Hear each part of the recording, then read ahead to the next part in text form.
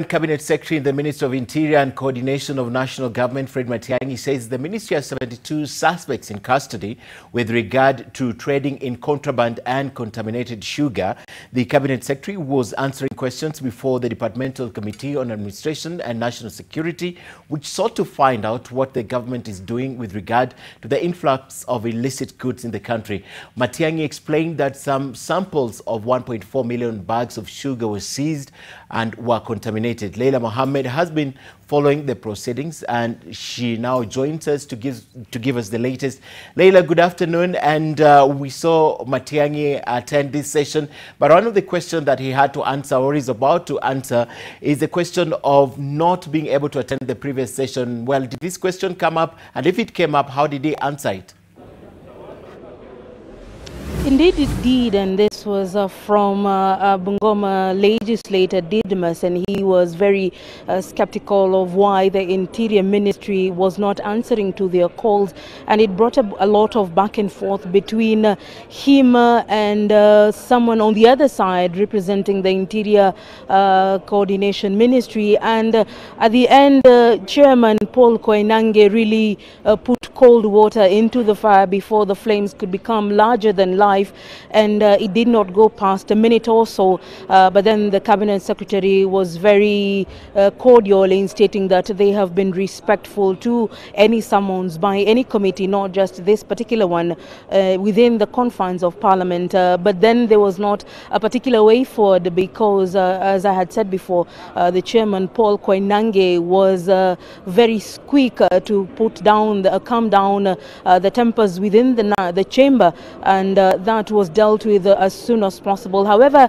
this was almost not possible for the journalists to cover, because earlier when we were coming into the session we were closed out, and according to the chairman, the matters that were before the committee were very hefty in terms of security of this country, and this was important that some very nitty-gritty details were not spilled into the public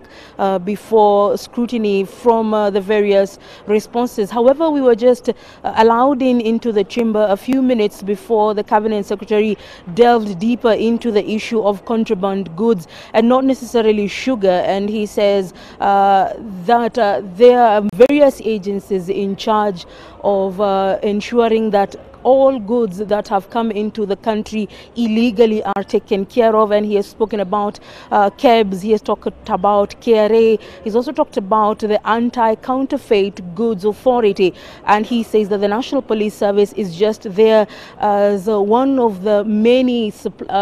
suppliers of help for those main agencies. Once they are given the authority to go and seize goods in a warehouse anywhere, the first point of business is to secure the premises and then wait for the standards organization, that is KEBS or the KRA, to come in and say whether they have come in illegally in terms of they have no proper licenses or they have been contaminated in one way or another. So he spoke cordially this day and was stating how far they have come, saying the president has already initiated a task force and merged all these institutions together to ensure that the issue of contraband goods, not necessarily just sugar in the country. Remember, there was a question by the Member of Parliament from Nyeri Town who said contraband sugar is just a tip of the iceberg, and with a very porous border along Kenya's northern side, there have been other issues that have come up in terms of that are much more deeper and more serious for the security of this country. And he was saying that with contraband sugar coming into the country, there have also issues of arms coming in, and the proceeds of the contraband business have gone in to help terrorism in the country. Remember, a few weeks ago, the Leader of Majority in the National Assembly spoke very deeply about the issue that the whole idea behind the contraband sugar in the country has been to target a certain community in the country. Those are remarks that Matiang'i has denied, saying that once a criminal does not need any other license in terms of where he comes from or the color of his face, but the fact that he is engaging in illegal business is an illegality in one or another. We were also before another committee earlier in the week where the KEBS officials were saying that the goods that were caught in Isli and Ruai areas have been tested, and some samples have come positive with contamination. So there are various issues that were spoken about other than the major one of sugar. Before we began filming officially, Matiang'i was just concluding the issue of repatriation of refugees back into Somalia, because mainly most of those who live within the Dadaab camp come from Somalia, and he says that already 2 of the main camps within the Dadaab camp have already been closed. But remember again, Ken, that Kenya had declared that in 2017